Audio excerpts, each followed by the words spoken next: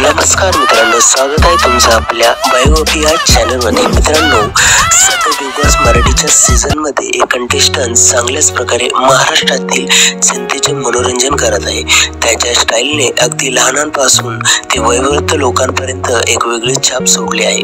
तो दुसरा तिसरा कोणी नसून प्रसिद्ध रिस्टार तसेच यूट्यूबर सूरज चव्हाण आहे। कोलीगत धोका असो किंवा बुकीट टेंगुळ, आपल्या बोलीभाषेच्या सुरावर स्वतःची वेगळी छाप निर्माण करणारा सूरज चव्हाण आज सर्वांच्या मनोरंजनाचा भाग बनला आहे। कोणी कौतुक करत तर कोणी त्याची टिंगाळी करतात, परंतु सूरजचा आजपर्यंतचा प्रवास हा अतिशय खडतर राहिलेला आहे।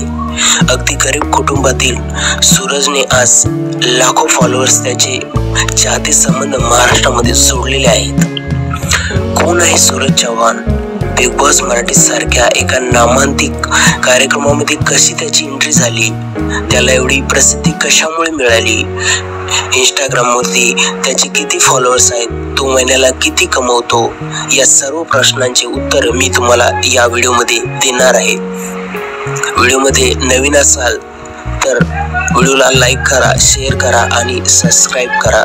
बारामती तालुक्यामधील मोरगाव शहरातील असणाऱ्या मोडव्या गावामध्ये सूरजचा जन्म झाला। लहानपणीच त्याच्या डोक्यावरून आईवडिलांची छत्र हरवल्यामुळे तो एकाकी झाला। जेव्हा सूरजचे वडील वारले होते तेव्हा तो गोट्या खेळत होता। अचानक एक जण आला आणि सूरजला सांगितले की तुझे वडील वारले। त्यावेळेस तो अगदी लहान होता, त्यामुळे त्याला एवढी काही समज नव्हती। त्याचे वडील वारले असताना देखील सूरजच्या डोळ्यातून पाणी आलं नाही, त्यावेळेस दुःख देखील झालं नाही। या घटनेनंतर गावकऱ्यांनी त्याला वेठीस धरलं। त्याचे वडील अनेकांना भरपूर मदत करायचे।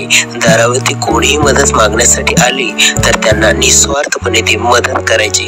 जेव्हा सूरजला त्याची आठवण येते तेव्हा तो खूप भावुक होतो।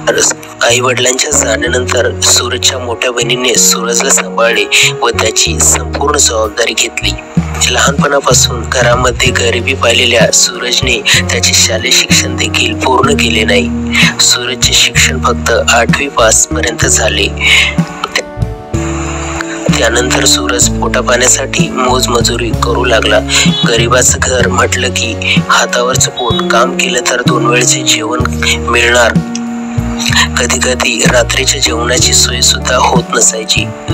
सूरजला सर्वात आधी प्रसिद्धी मिळाली तर टिकटॉकमुळे। मोलमजुरी करत असताना एके दिवशी सूरजच्या बहिणीच्या मुलाने त्याला टिकटॉक बद्दल सांगितले।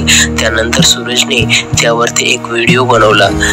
तो प्रचंड प्रमाणात व्हायरल झाला। सूरजला व्हायरल झाल्याचे कळाल्यानंतर त्याने मोलमजुरी करून मोबाईल घेतल्यावर स्वतःच्या नावाने एक आयडी तयार केली आणि टिकटॉक वरती त्याने व्हिडिओ काढू लागला। त्याला त्यासाठी चांगलाच प्रतिसाद मिळाला। त्याने पुन्हा परत पाठीमागे बघितले नाही, परंतु परमेश्वराच्या मनामध्ये काही वेगळंच होते। त्यानंतर भारतामध्ये टिकटॉकवर बंदी आली आणि सर्व टिकटॉकवरील क्रिएटर इंस्टाग्राम तसेच फेसबुकवरती शिफ्ट झाले। त्यात सूरजही एक होता। टिकटॉक बंद झाल्यामुळे सूरजने यूट्यूब तसेच इंस्टाग्रामवरील छोटे शॉर्ट तसेच रील टाकण्यास सुरुवात केली। आधीच टिकटॉकवरती मिळालेल्या प्रसिद्धीमुळे तो कमी वेळामध्ये चांगल्याच प्रकारे काम करू शकला।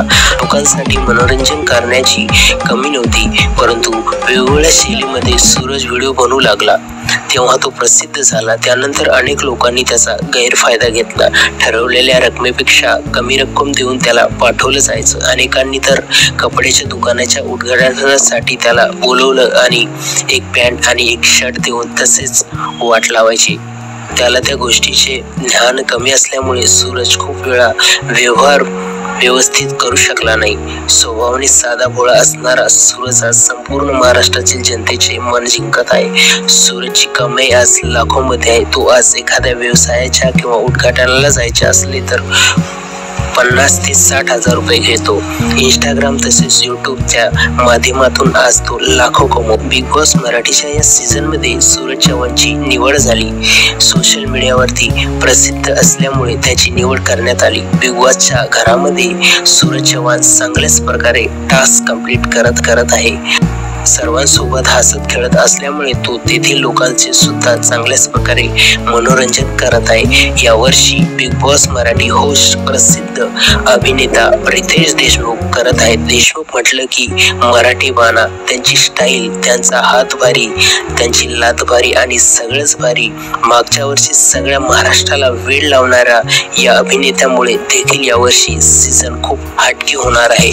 चला मग बघूया सूरज चव्हाणचा बिग बॉस मधील प्रवास कशा प्रकारे तो संपूर्ण टास्कसाठी कटिबद्ध राहतो का नाही आणि त्याच्या विजयासाठी आपण प्रार्थना देखील नक्की करूयात। त्याच्यासोबत त्याला वोट करून सपोर्ट करूयात।